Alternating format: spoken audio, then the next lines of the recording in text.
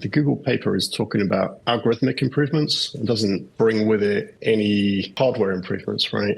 And the current hardware that the companies doing the research have is extremely basic. It generally doesn't have any error correction. The biggest calculation it's performed is to factorize the number 21 into 7 times 3, the sort of thing that primary school children can do and practice. The hope they have is that with continued research, the hardware will get faster and eventually be able to tackle serious problems that today's computers can't. But today it's much slower than a calculator or something extremely basic. You're essentially saying that this is not a thing at this point in time to be concerned about. We're years away from that. If that is indeed your position, when should we be concerned about quantum computing and Bitcoin? I think that we don't have to agree about the timeline for quantum computers to become powerful enough to be a threat to the spending mechanisms for Bitcoin transactions, because the prudent thing to do is to prepare Bitcoin and give people the option to migrate their keys to a quantum-ready format and to have, let's say, a decade in which to do that. I think for that reason, the longer time that Bitcoin users have